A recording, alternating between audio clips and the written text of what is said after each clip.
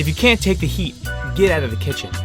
Or, at least, get some distance between you and that molten underwater volcano. But there's one animal that can not only take the heat, it needs it to survive. The tube worm is a weird-looking matchstick at the bottom of the ocean, and it's just dying for some of those sweet, sweet thermal vents. But that's just how it works, as an extremophile in life, death, and taxonomy. Welcome back to Life, Death, and Taxonomy. It's 30 minutes of interesting animal info that belongs to you. We're not hoarding it. I'm Joe. And I'm Carlos. I'm also happy to share in the 30 minutes. Good. And today we are getting deep with an animal that looks like Mick Jagger trying to kiss you in a turtleneck. Aw, it's gross. He's wearing the turtleneck, not you. Last night I saw an elephant in my pajamas. What he was doing in my pajamas, I'll never know. Yes, the That's the fun best, we have. That's the best joke I've ever heard. The fun we have with the ambiguousness. What's that called? Ambiguity? No, I thought it was a term when, like, a sentence... Oh, semantic... Oh, no, Yeah. It's syntactic ambiguity. Yeah. That's fun for people to know. Yeah, now you know it. On Life, Death, and Taxonomy. Instead of just me and you knowing it. So what are we doing? What animal are we doing? Imagine somebody just, like, closed their eyes, opened up Life, Death, and Taxonomy's episode feed, and then just pressed... Yeah. And landed on this episode. What animal should they expect to hear about? Well, it's giant. Ooh. It's tubular. And it's a worm. It's the giant tube worm. Cool beans. I was going to rip off tubular, but whatever. All right. I just like played through that entire Stranger Things 2 episode where they learn the word tubular. And then Dustin's just going around going, tubular. Tubular. All right. I don't remember that. I should watch that season again. It's good. The giant tube worm is known as, to me, Matchstick 20. Okay. The bloody Q-tip. Oh. And the out-of-style extremophile. It's good. All three are solid. The bloody Q-tip's my least favorite one. But it got me. It got I forgot to do nicknames last time. That's got to be my segment. Okay. All right, kingdom. Now, by looking at it, you might not expect, but it is in the kingdom Animalia. It does a lot of plant-like things. Yeah, plantish. Mm-hmm. Phylum, and we're getting into uncharted territory. Territory. Right off the bat. Because it's not chordata. For the first time in a while, it's not chordata. Annelida? Do you concur? Annelida? That's also known as segmented worms. Okay, so everything from your earthworm to this guy or class. Polycata? Bristleworms. Nice. I got bristleworms. They tickle you. I got one for most of these. Okay. Order. Here we go. This is what we trained for. No, I didn't train at all. No, yeah, I can't imagine you did. Canalipalpata. Canalipalpata. Cannoli palpata. Yeah. I mean, these seem really phonetic, but they're so long and they have so many unfamiliar syllables that you get lost in the You weeds. just need to know when to put the accent. Yeah. And Canalipalpata. It's a wonderful phrase. Is fanhead worms. Remember in Avatar when he touches that like plant and it sucks down? Yeah. And he turns into a 2-year-old pressing all these things and he's a trained Marine? Okay. That's fanhead worms look like that. Okay. Do they usually live above ground? No, but that's like an uncharted planet. Safe so sci-fi nonsense. Pandora will chew you up and spit you out. Yeah. And eat your eyes for jujubes.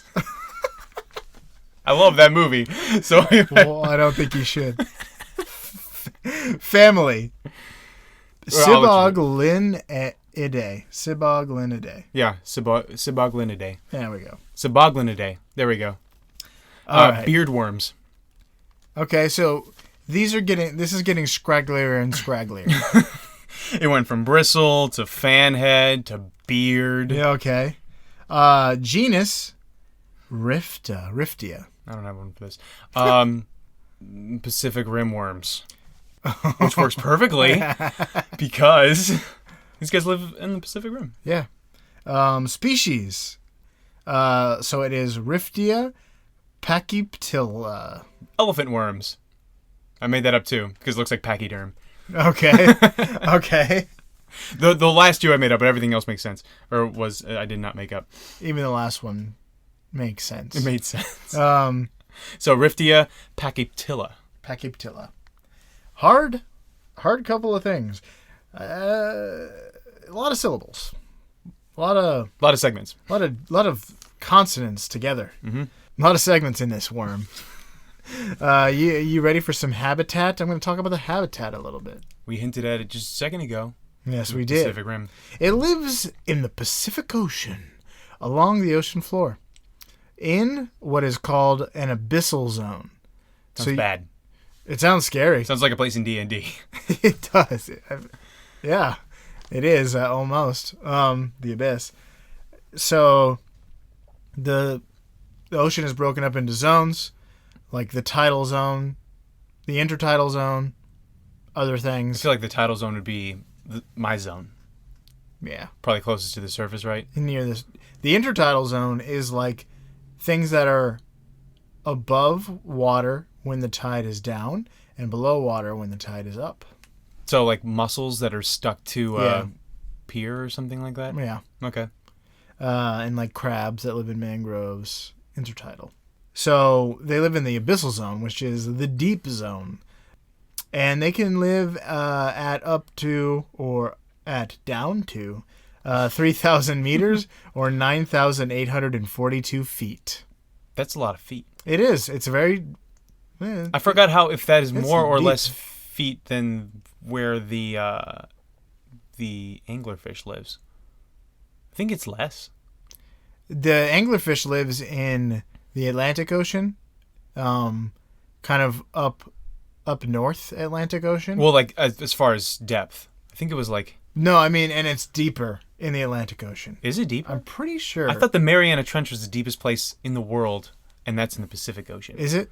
But there may not be tube worms in. That may be like super abyss or something like that. I guess. So I thought.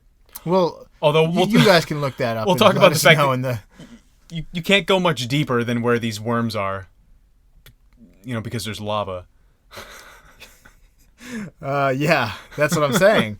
So in the Pacific Ocean, you've got the plates going apart, and there's filling with lava, and the other one they're pushing together, and one is, and usually when things push together, either both go down or up. One goes down and one goes up. Mm-hmm.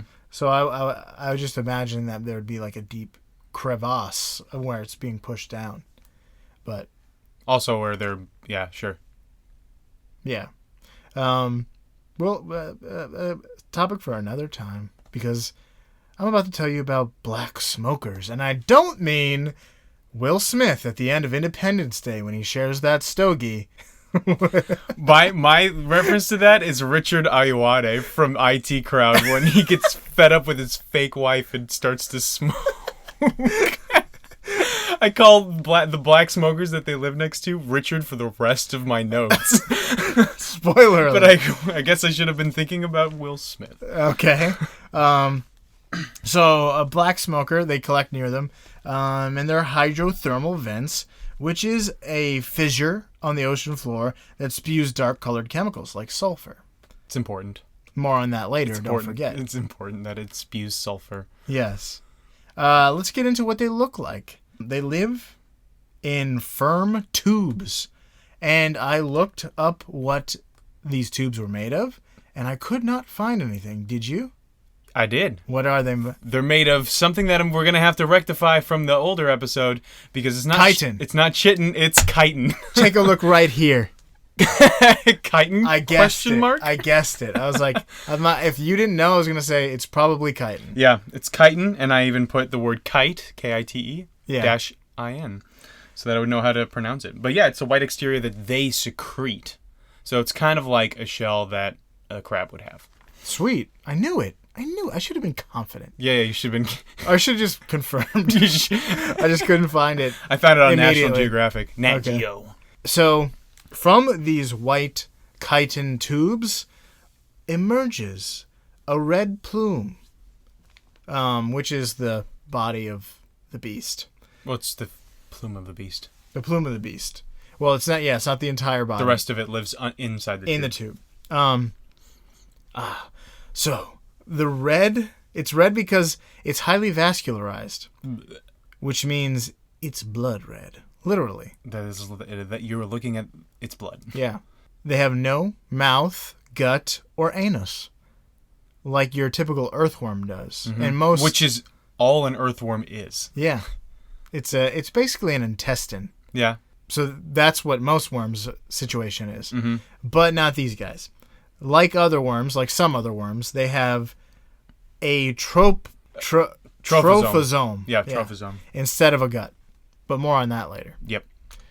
And now we've come to the inevitable. The part of the description that becomes its own segment.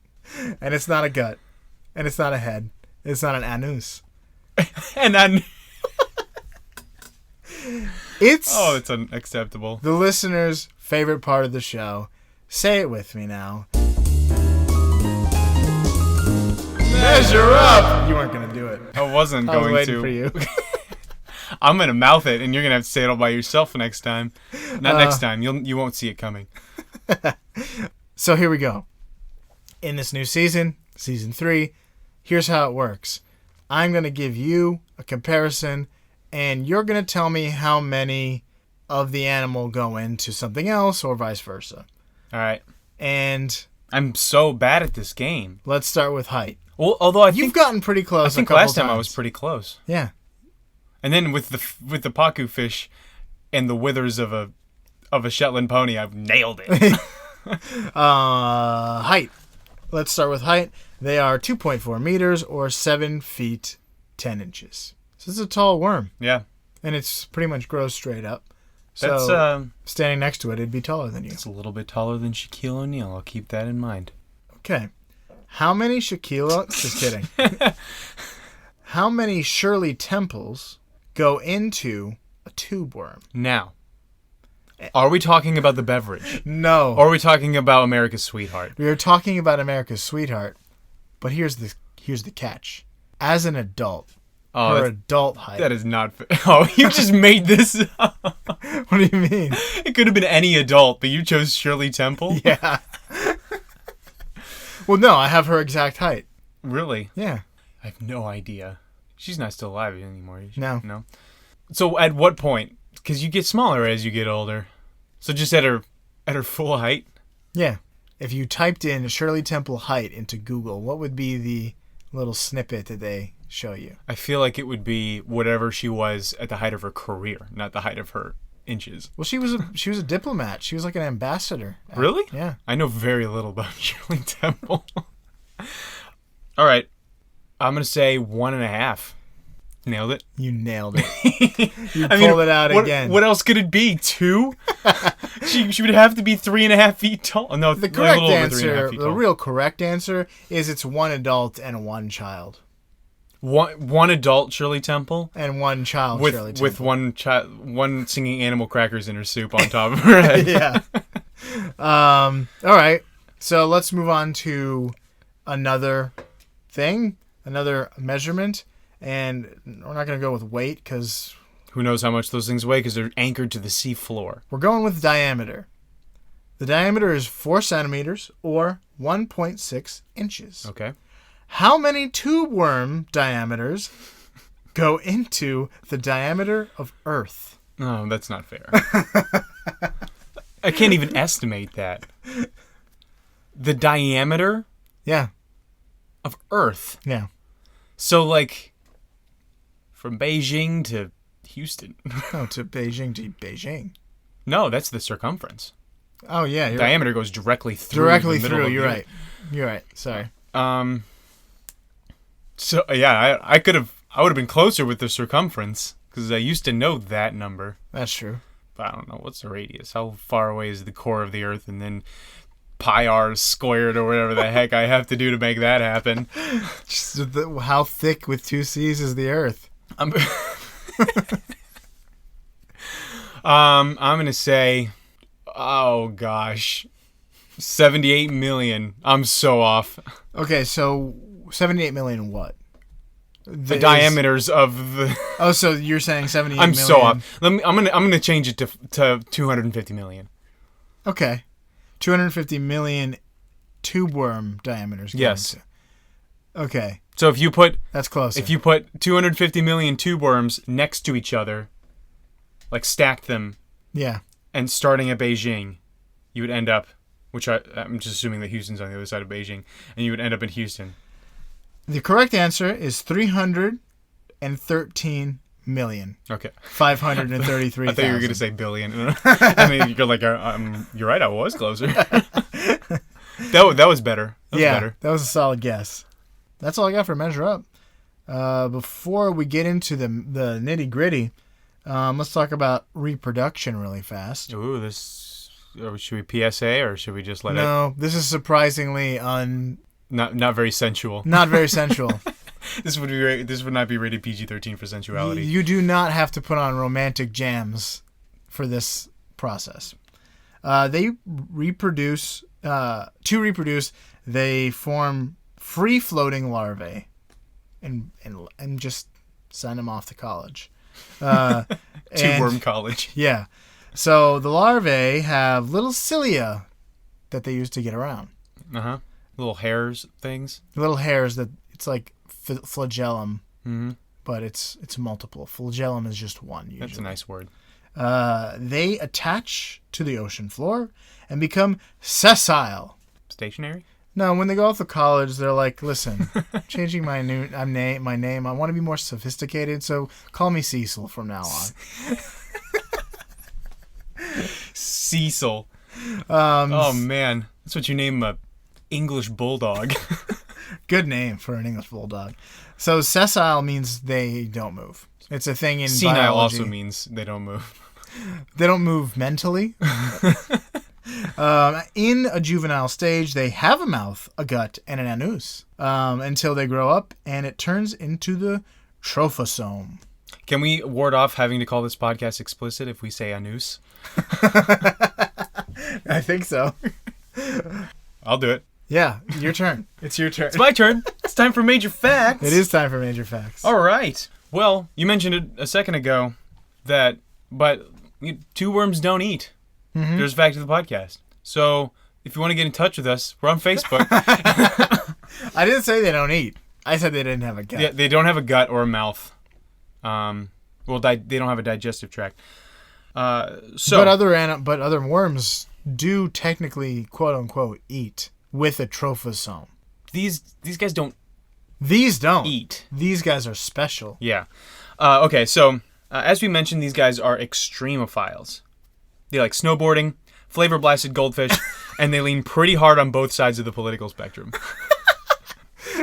At the same time? Yup. That is extreme. They're androgynous, so they could be they can be both sexes, and they can be both conservative and liberal. Depending on how much sulfide is in the water. Sulfide. Mm-hmm. Okay. That sounds like a music genre. Sulfide? Really?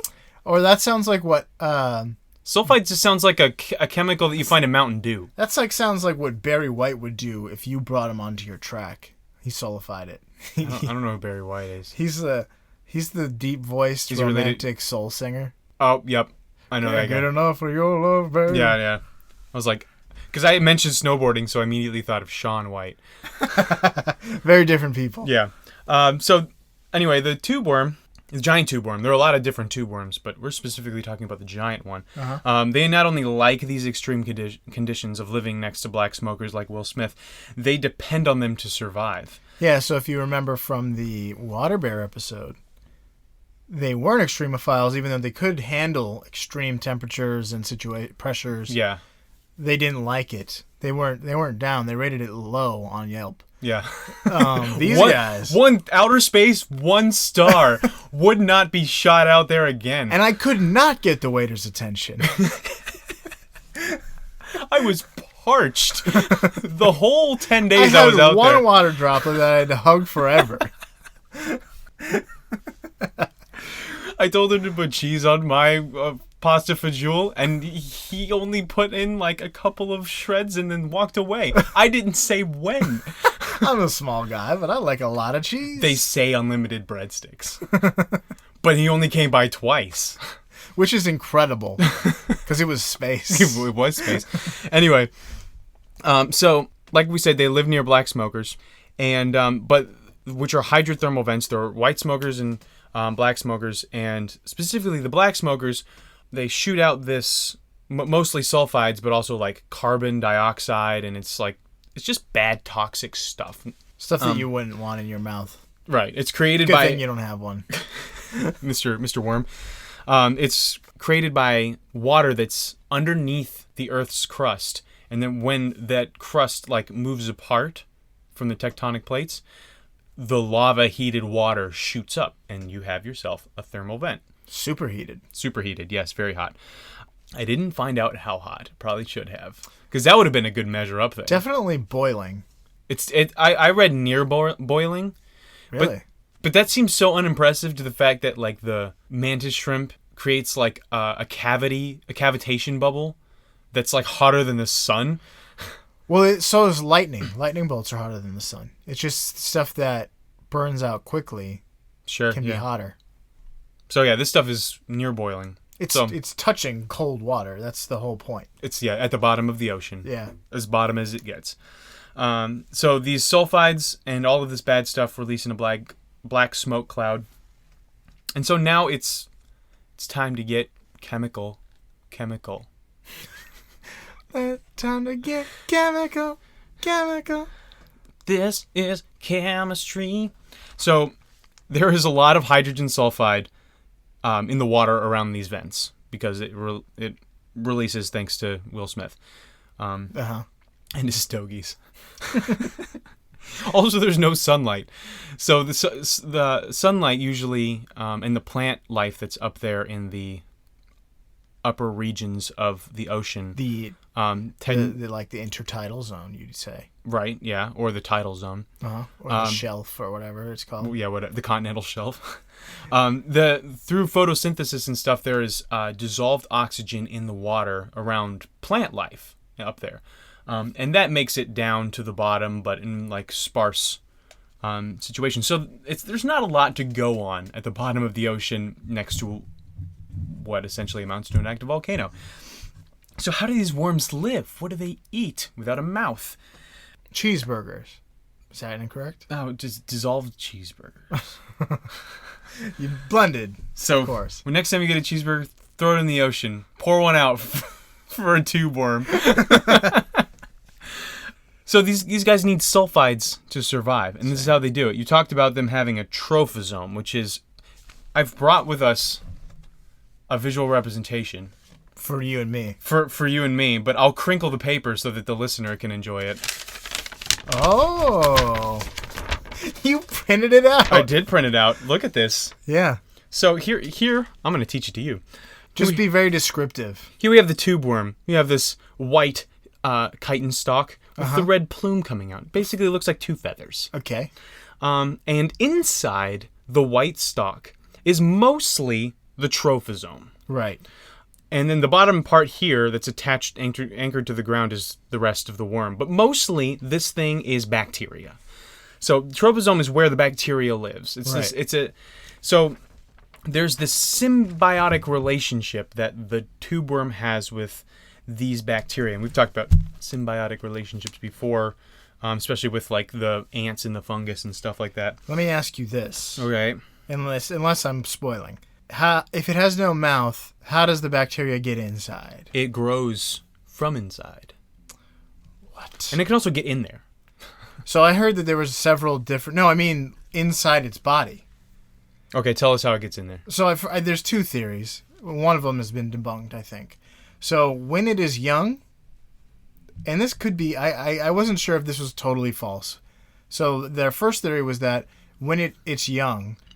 I mentioned that it had a mouth and a gut and an anus. Mm-hmm. So the theory was that the bacteria got inside when it was young, and as it grew, the bacteria grew. Mitosis. Yeah. But they have since discovered that they can also absorb the bacteria through their skin.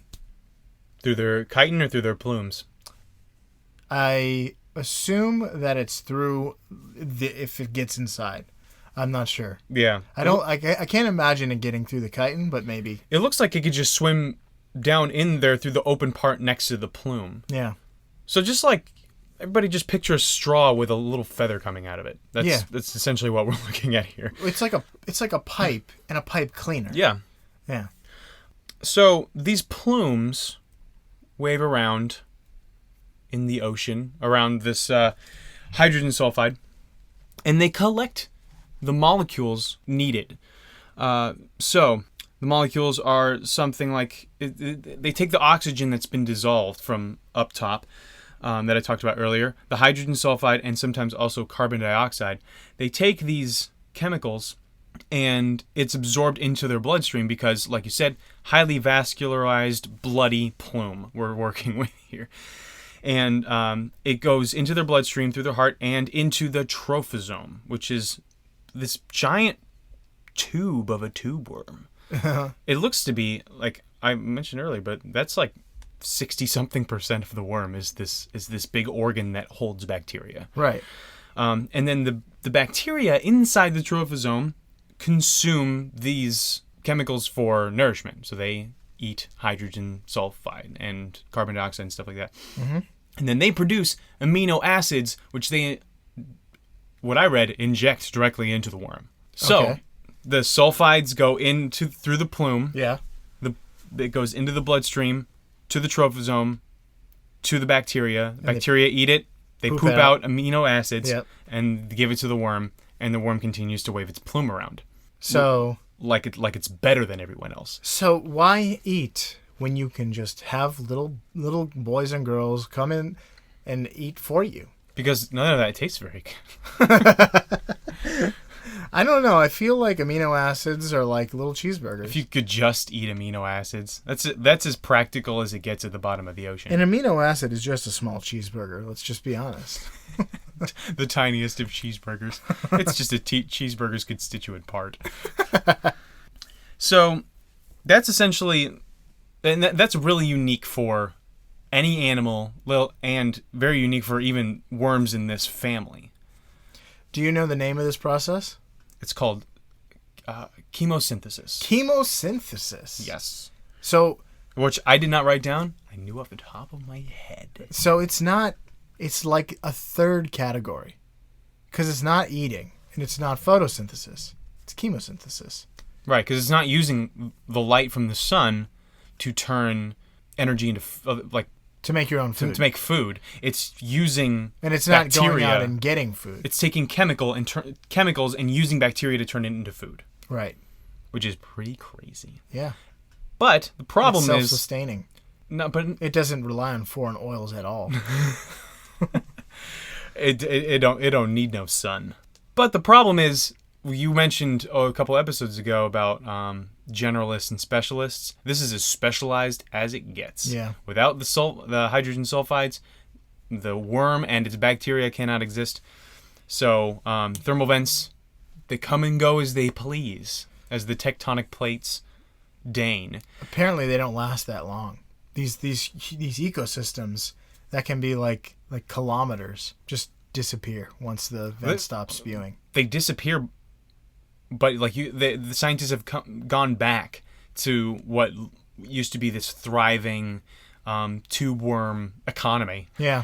And then they come back and it's just empty husks. Yeah. Like all of the worms have died. And from what I understand, the tube worm is like the keystone species. A keystone species is a species that is the linchpin of a bunch of other species around it. So without that species, everything kind of crumbles. Yeah. So this is the most important species in these colonies, these small ecosystems around these vents, which includes a type of mollusk. A crab. Crab. That's insane to me. That a crab is down there? Yeah. Everybody likes chitin. Yeah. I'm imagining maybe these. I'm imagining a crab with a kite, and everybody loves chitin. His name is chitin. Yeah, so I'm imagining their larvae are maybe pretty robust, and they can find another vent. That was my question. It's like how it might be miles before there's another vent. It might be years before there's another vent or something like that.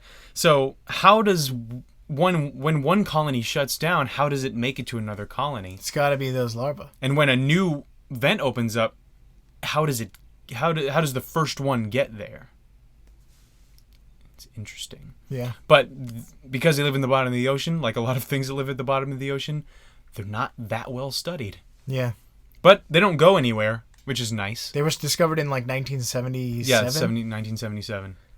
That's so basically the story was like they went down in Alvin, the like little submarine, and they were like, let's go study these thermal vents. It's probably pretty interesting. And they're like, why are there things here? They're like, oh, that's disgusting. As like the ground is carpeted in these giant 7-foot stalks that are just swaying back and forth, and the tips are bloody feathers. But they're just like, wow, I'm impressed. I'm not even mad. I'm not even mad. They were probably absolutely delighted. Yeah, to have discovered a species of animal that lived dangerously. But man, I would not want to be in any kind of machine down at the bottom of the ocean in 1977. Yeah, seriously. Although I guess it would be just as dangerous to go up into a machine into space in 1969. Oh, yeah. So that's all I got. Me too. So for all you out there, wrap yourself in some chitin, snuggle up to a nice geothermal vent, and wave your plume in the air like you just don't care. In life, death, and taxonomy.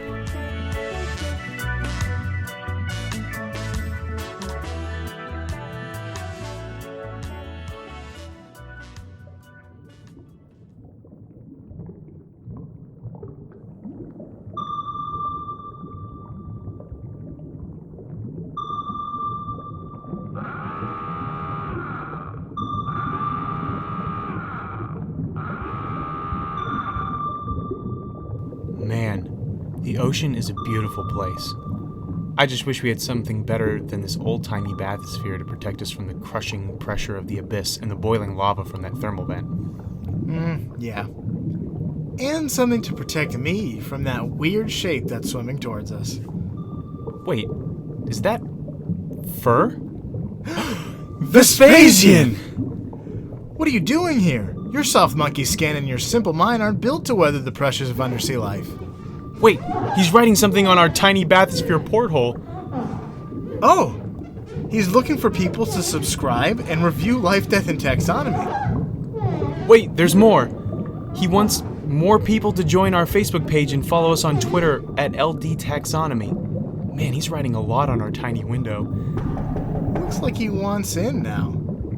No, Vespasian, there's no room for you in here. We're crammed enough as it is. You'll have to look for reviews somewhere else. Ooh, he didn't like that. He's angry. Beam us up! Beam us up!